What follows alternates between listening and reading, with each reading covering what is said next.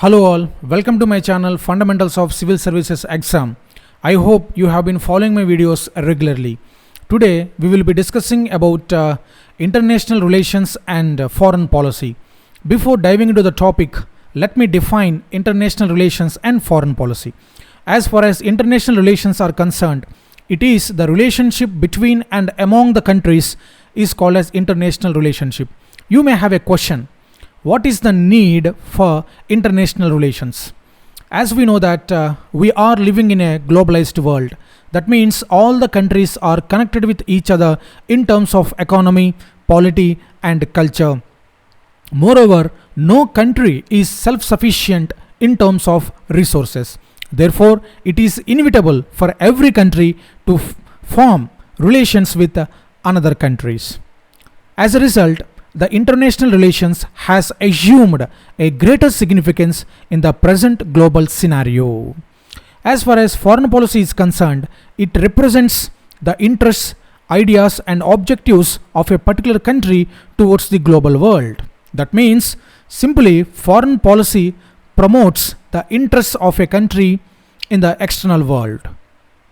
So, dear viewers, I think you got a basic idea about international relations and foreign policy. And now we are going to discuss about the foreign policy of India. Like any other foreign policy, Indian foreign policy also promotes political goals, best interests of the people, best interests of its territory and economy of the country. That means Indian foreign policy promotes the political goals of India, economic interests of India and interests of its people. Dear viewers, every foreign policy is framed based on the past experiences as well as based on the future needs.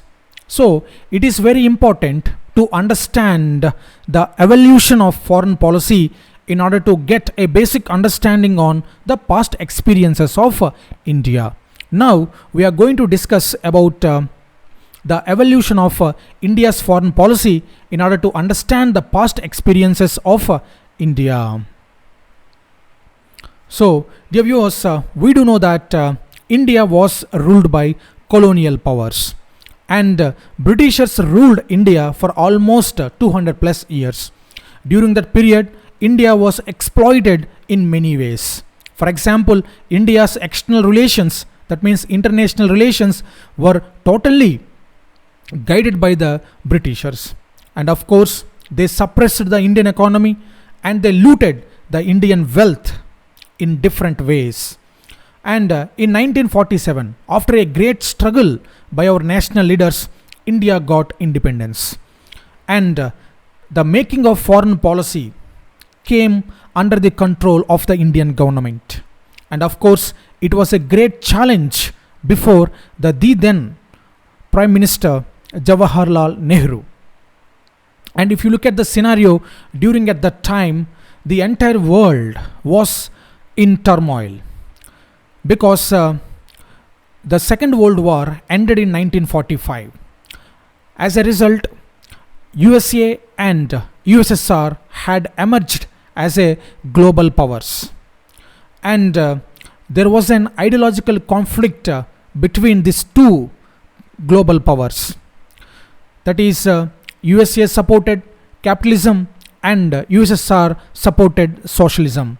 And they tried to pull the countries into their fold.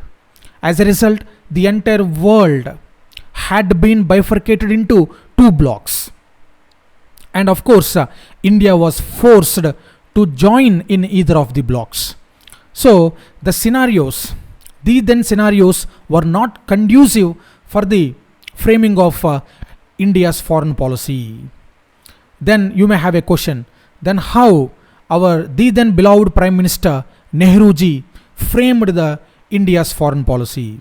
Now we will discuss what was the stance of Nehru and how Nehru framed the Indian foreign policy. So, yes, of course, I discussed about this slide. If you want, you can take the notes.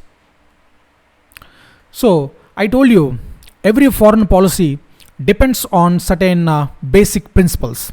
Now we will discuss what are the basic principles on which Indian foreign policy is framed. So number one, preservation of national interest. That means Indian foreign policy always promotes the interest of the nation, meaning national interest is the first and foremost priority of Indian foreign policy. And the second principle is achievement of world peace. Dear viewers, the Constitution of India has enshrined a provision in the form of directive principles of state policy, meaning directive principles of state policy guides the government to perform its duties.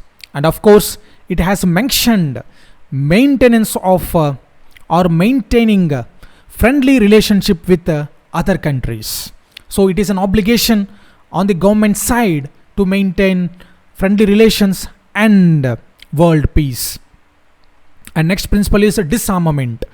We will discuss about disarmament in the next slide. That means India or Indian foreign policy never promoted weaponization of the world. It always tried to promote peace and tranquility across the world. And next principle is abolition of colonialism, racism and imperialism. And Indian foreign policy never encouraged colonialism, racism and imperialism. We are going to discuss in the next slide about these concepts. And the next principle is increasing the number of friendly nations. I already told you the directive principles of state policy empowers the government of India to maintain the friendly relations with its neighboring countries as well as the external world. That's why India has followed neighborhood first policy in its international relations. And the next principle is economic development. India always promoted economic development by using its foreign policy, meaning India's foreign policy comprises economic development as one of the objective. So based on these principles, Indian foreign policy is being framed. Now we will try to discuss about what is disarmament, what is colonialism, racism and imperialism. As far as disarmament is concerned, disarmament means it is the act of reducing, limiting or abolishing weapons. So India is always the supporter of disarmament. And next, what is colonialism? Colonialism means the policy or practice of acquiring full or partial political control over another country, occupying it with settlers and exploiting it economically. So the best example for colonialism is European countries. They colonized entire world and they transformed other countries as slaves, and they exploited all the countries to fulfill their interests. That's why they were called as colonial powers. And of course, India was also one of the affected countries of the colonialism. We were under the control of European colonial powers for hundreds of years because of inability of our rulers. And the next one is racism. Racism means discrimination, showing discrimination towards other based on race by thinking that one's own race is superior than the other. For example, in the past, the Africans were discriminated very severely by the Europeans on the basis of color. And it was the greatest disaster the humanity had ever seen. And I think you heard about Nelson Mandela, and he fought against the apartheid that was in practice in South Africa. Apartheid means discrimination based on color or racial discrimination. Of course, Nelson Mandela was successful to remove the racial discrimination from South Africa. And the next thing is imperialism. What is the meaning of imperialism?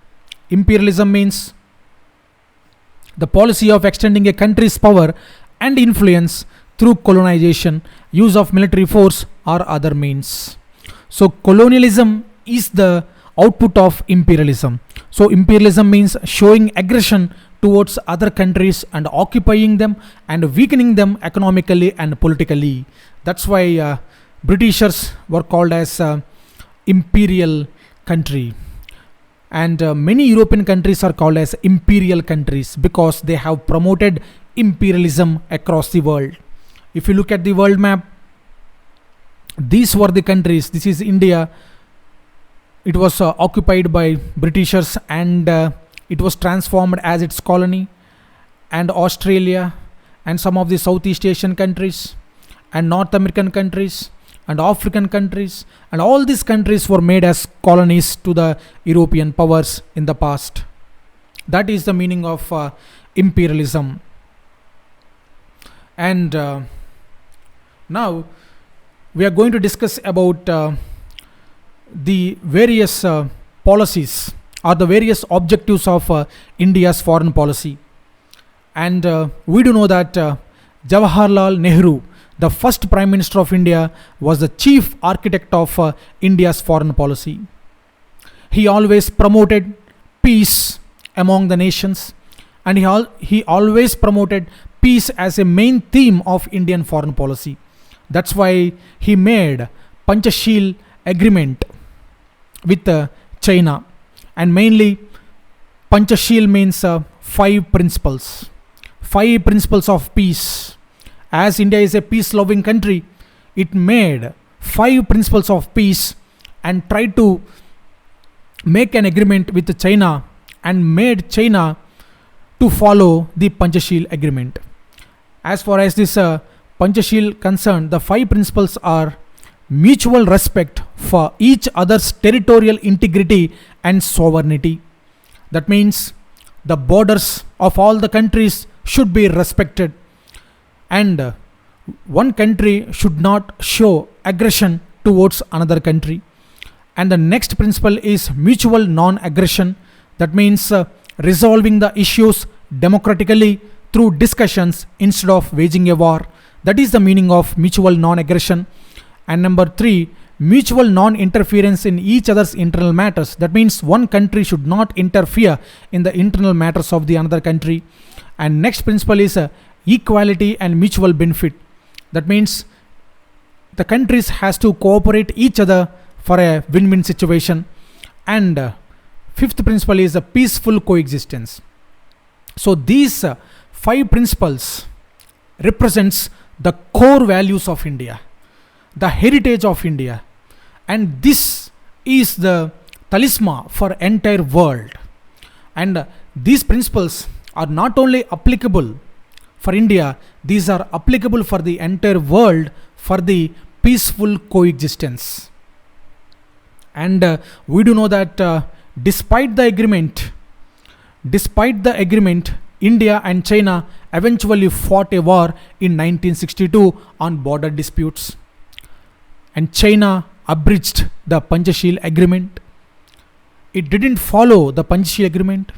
It deceived India and waged war against India in 1962, and which led to a huge economic loss for India. And this shows the commitment of China towards its neighbors. And that's why in Asia, India is considered as a peace-loving country, and India is considered as a leader because it is known for commitment and dedication towards its agreements. And the next point is non-alignment. And Panchashil was promoted by the then beloved Prime Minister Jawaharlal Nehru. And also I told you, during that period, the world was divided into 2 blocks. One is socialist bloc and another one is capitalist bloc. And of course, there was immense pressure on India to join in either of the blocks. However, our beloved the then Prime Minister Nehru ji refused to join in the either of the blocks. Instead, he formed a non-alignment. This non-alignment is against the aggression. This non-alignment is against the colonialism. This non-alignment is against the imperialism. And as I told you earlier, after Second World War, many colonies got independence from the European powers, and they were in the process of moving towards light or moving towards progress. But however, the then scenario was not in favor of the newly independent nations. Therefore, great leaders of that period like Nehruji and some other leaders from other countries, they joined together and they formed non-alignment movement. Here alignment means the members of this group were not going to join in either of the groups. Instead, they would maintain friendly relationship with either of the groups. So that was the main agenda of non-alignment. Non-alignment doesn't mean isolation. Non-alignment doesn't mean neutrality.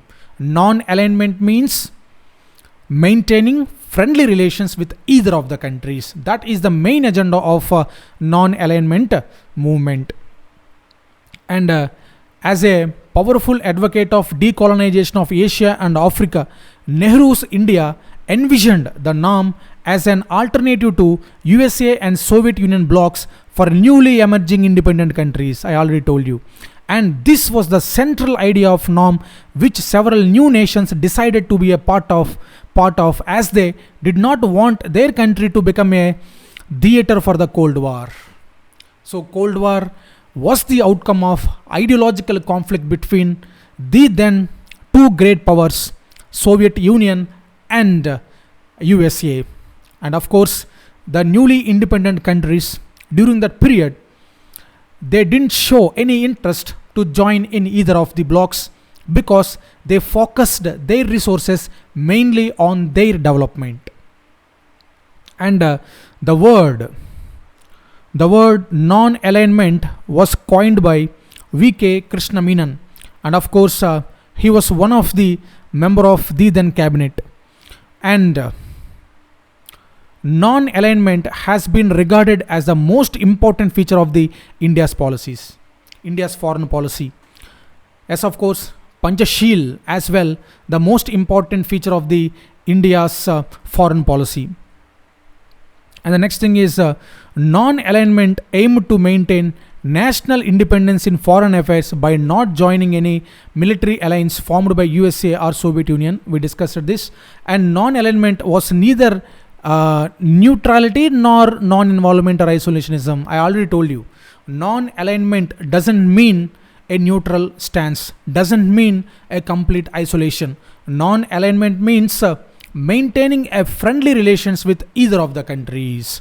So this was the great idea which was envisioned by our the then beloved Prime Minister Nehruji.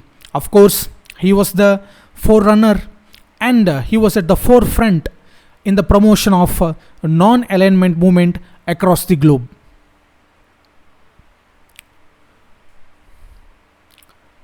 And of course, we do know that in 1991, Soviet Union was collapsed, and USA has become the one and only global power. So, as a result, the entire world has been pushed towards reforms, and of course, India was not immune for this rapid change. And global countries has forced India to adopt new economic policies, and that's why in 1991 LPG, that is liberalization, privatization and globalization, which are known as economic reforms, were introduced in India. And I already told you in my previous class, I explained about the globalization and the economic reforms that were taken by India in 1991. So please do watch my previous videos to understand the concept of liberalization and these economic reforms. So China has become one of the world powers which has bearing in South Asia and our neighborhood policy. And with a growing economy, India has also become a regional power, and hence it needs to be more responsible than ever before. So that means after the collapse of the Soviet Union, the political scenario across the globe was completely changed. And of course, India was not immune for the changes that were occurring at the global platform.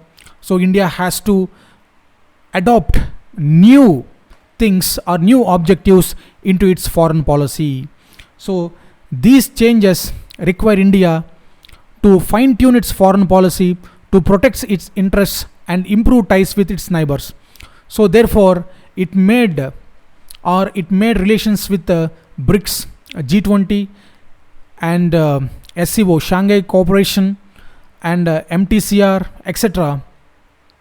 That means after 1991, the interests of India were completely changed, and it made new relationship with different international organizations to fulfill its interests. So dear viewers, this was the evolution of Indian foreign policy. So to summarize, the essence of India's foreign policy is India is the only nation to have a friendly ties with Israel, Iran, Palestine and Saudi Arabia. We do know that there is a serious conflict between Israel and Palestine, and there is a serious conflict between Iran and Saudi Arabia. However, the uniqueness of India's foreign policy is India maintains friendly relations with all these countries. So dear viewers, by this it is clear that India's foreign policy is unique and distinct in many ways compared to the foreign policies of other countries. In tomorrow's class, we are going to discuss India's relationship with its neighboring countries. So dear viewers, if you like my video, please do subscribe and share it to as many as possible.